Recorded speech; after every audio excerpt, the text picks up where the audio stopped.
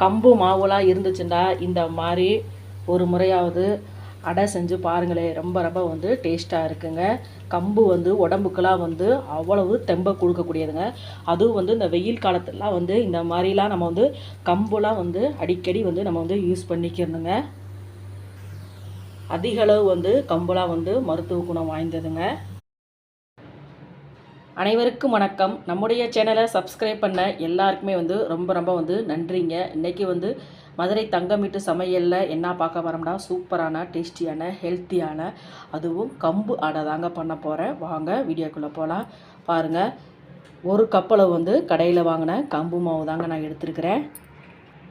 அந்த கம்பு மாவு வந்து ஒரு பாத்திரத்தில் வந்து மாற்றிக்கிறேங்க. 1.5 கப்பளவு வந்து கம்பு மாவு எடுத்துக்கிறேங்க.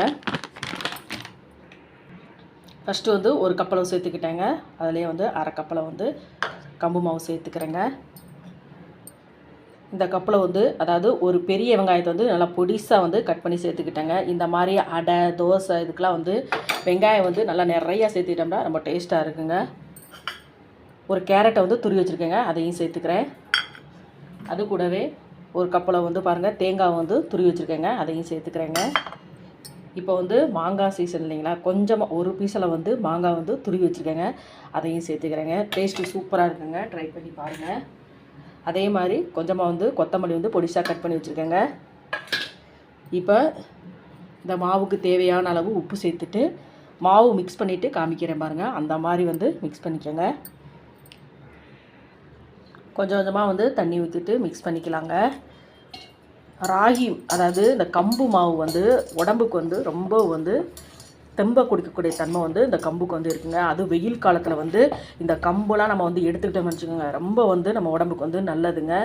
அது கூழு மாதிரி கூட செஞ்சு சாப்பிட்லாங்க, கம்மங்கூழ் இல்லாட்டி தோசை ஊற்றி கூட சாப்பிட்லாங்க. இந்த மாதிரி அடை மாதிரி கூட செஞ்சு கொடுத்தோம்னு வச்சுக்கோங்க, டேஸ்ட்டாகவும் இருக்கும். டிஃப்ரெண்ட்டாக பசங்கள்லாம் வந்து நல்லா விரும்பி சாப்பிடுவாங்கங்க. பாருங்கள், மாவு வந்து ரொம்பவும் கெட்டியாக இல்லாமல் ரொம்பவும் குழன்னு இல்லாமல் இந்த மாதிரி மீடியம் சைஸில் வந்து மாவு வந்து நல்லா மெத்துண்டு பிசைஞ்சு வச்சுக்கிறணுங்க. இப்போ வந்து கம்பு அடை வந்து செஞ்சுக்கலாங்க. இப்போ அடை வந்து இந்த மாவு வந்து அப்படியே வந்து தோசை தவாவில் போட்டு எடுக்கிறவங்களும் இருக்கிறாங்க, இல்லாட்டி எண்ணெய் கவர்லாம் போட்டு எடுப்பாங்க. இந்த மாதிரி இட்லி துணி வந்து எல்லார் வீட்டில் இருக்கும் இல்லைங்களா, இப்போ நல்லா அதை வந்து நனைச்சிக்கோங்க. நனைச்சிட்டு நல்லா கொஞ்சமாக தண்ணி வந்து தெளிச்சுக்கோங்க. பிகினர்ஸோடு அப்படிலாம் செய்யலாங்க. இந்த அடையெல்லாம் கையும் வந்து நம்மளுக்கு வந்து ஒருத்தவங்க சூடு பொறுக்காது, அந்த மாதிரி இருக்கிறவங்கலாம் இந்த மாதிரி இட்லி துணி எல்லார் வீட்லேயும் வச்சுருப்பாங்க. இந்த மாதிரி நல்லா நைஸாக வந்து தட்டி கொடுத்துட்டு அப்படியே நம்ம வந்து தோசை தவாவில் வந்து போட்டுக்கலாங்க. தட்டிட்டு காமிக்கிறேன் பாருங்கள். இந்த மாதிரி வந்து அடை வந்து தட்டிக்கணுங்க. அப்படியே துணி எடுத்து அப்படியே அந்த தோசை தவாலாம் போட்டுடலாங்க. பாருங்கள், போட்டேன் பாருங்கள். இந்த மாதிரி வந்து அப்படியே எடுத்துக்கலாங்க.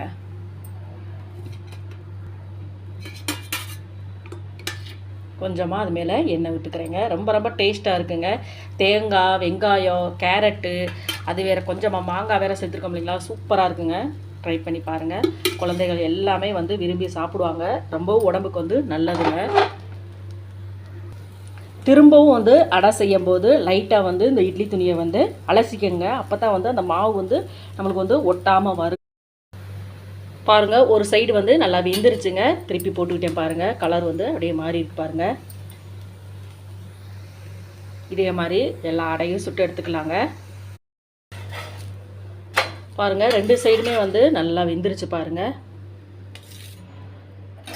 இதே மாதிரி இன்னொரு அடையும் சுட்டு எடுத்துக்கலாம்.